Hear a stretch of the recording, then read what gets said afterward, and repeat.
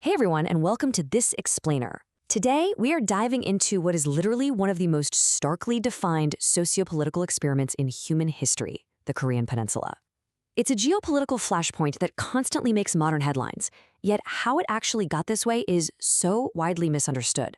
We're going to explore how a totally unified nation, one that shared a deep, ancient culture, somehow became the world's most vivid geopolitical contrast. It's a fascinating story full of resilience, tragedy, and just vastly divergent paths.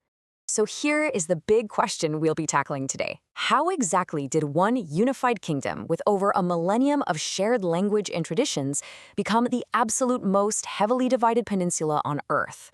To really understand this, we have to look way past today's news and peel back the layers of history. To make sense of all this, we're going to follow a straightforward chronological journey. First up, the unified hermit kingdom.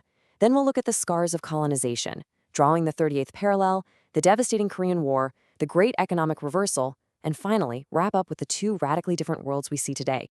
All right, let's jump right into part one, the unified hermit kingdom.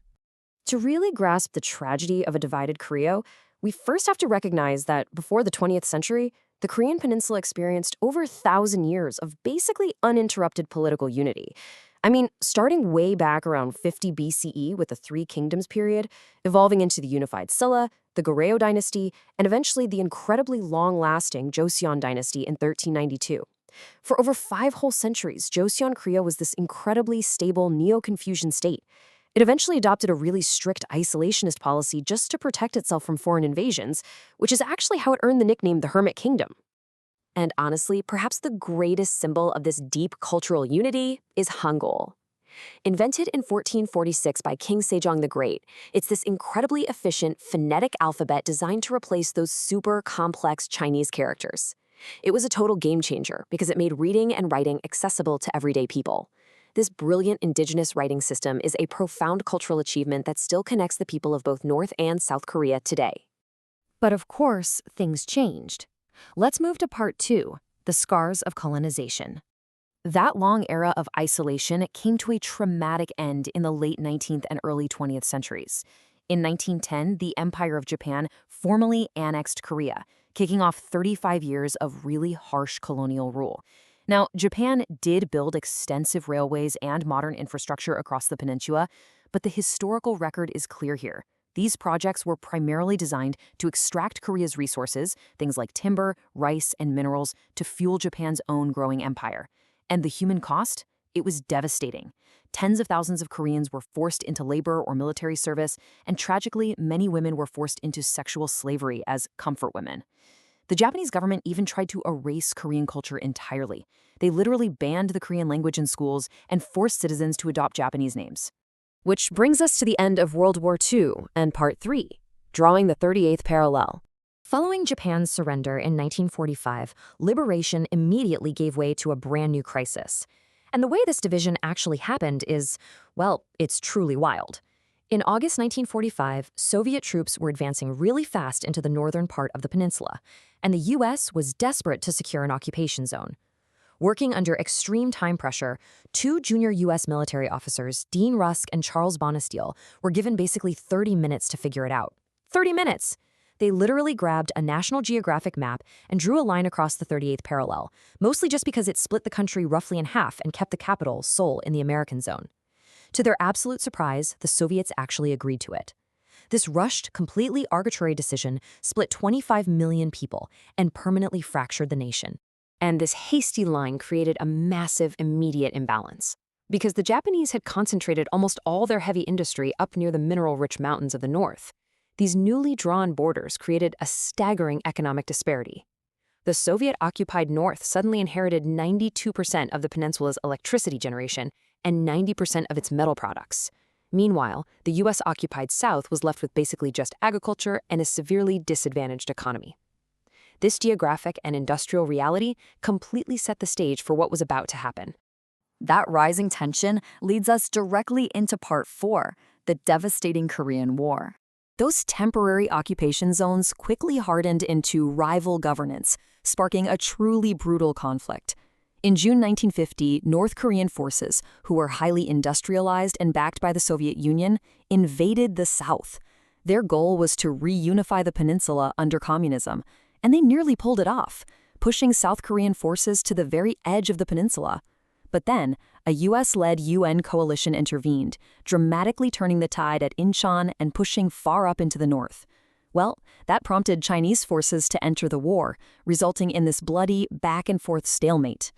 By July 1953, millions of soldiers and civilians had lost their lives, and both sides finally agreed to a ceasefire. The result of that 1953 ceasefire was the creation of the Demilitarized Zone, or DMZ. It's a 4,000-meter wide buffer established near that original 30th parallel. But here is the critical takeaway. An armistice is merely a suspension of hostilities. A formal peace treaty was never actually signed. So to this day, the two Koreas are technically still at war, separated by one of the most heavily fortified borders on the entire planet. Now get ready for a historical plot twist. In Part 5, the Great Economic Reversal. After the guns fell silent, both nations were left in absolute ruin. But what happened next shatters a really common modern misconception. In the years immediately following the war, North Korea was actually the wealthier, more developed nation. Using its inherited industrial base and massive aid from the Soviet Union and China, its command economy rapidly rebuilt. In stark contrast, South Korea in the 1950s and 60s was one of the poorest countries in the world. It was plagued by political instability and heavily dependent on foreign aid. It wasn't until the 1970s that the tables began to turn, and I mean dramatically. Everything changed when South Korea initiated what became known as the Miracle on the Hangang River. The country aggressively shifted to an export-driven market economy. They built national highways, nurtured these massive family-owned conglomerates known as chaebols, and pushed incredibly hard into electronics and high-tech manufacturing. Now, while this rapid economic growth initially happened under authoritarian military rule, by the late 1980s, intense public pressure forced a transition into a vibrant liberal democracy. South Korea literally transformed from a war-torn agrarian society into an absolute global economic powerhouse. And that incredible divergence brings us to our final section, Part 6, Two Radically Different Worlds. While the South opened its doors to the world, the North turned completely inward. To understand North Korea today, you really have to understand Juche. Formulated under the leadership of the Kim dynasty, Juche is a strict state ideology of absolute self-reliance. This has led to a highly centralized command economy and massive militarization of the state. Because of this ideology, North Korea operates with extreme international isolation. The UN and other global bodies frequently report on severe economic hardships and human rights conditions within the country, highlighting an intense level of state control over practically every aspect of daily life. Contrast that with the South, which is driven by concepts like Segyeodhwa and Hallyu. Segyeodhwa is the active policy of globalization, just a full, open embrace of international markets and diplomacy. And Hallyu, or the Korean Wave, that's the phenomenal global success of South Korean soft power.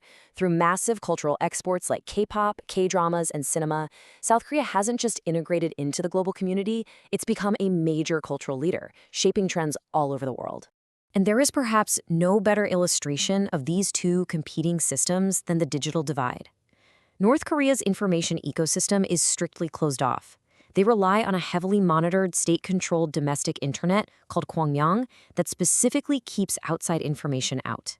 On the flip side, South Korea stands as one of the most wired nations on Earth, boasting near-universal access to ultra-fast, unrestricted global internet. It's a literal, perfect visual metaphor for a closed versus an open society. When we look at the modern macroeconomic data, the numbers really just speak for themselves. South Korea operates as the 14th largest economy in the world, rocking at GDP of $1.71 trillion US dollars.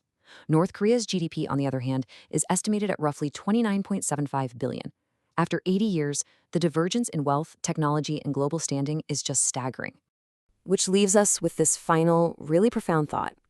After 80 years apart, separated by deeply entrenched ideologies and a heavily fortified border, can a peninsula divided by a hastily drawn line on a map ever actually become one again? The shared history of the Korean people is ancient and deep, but their modern reality couldn't be more starkly divided. What the future holds for these two radically different worlds remains one of the great open questions of our time.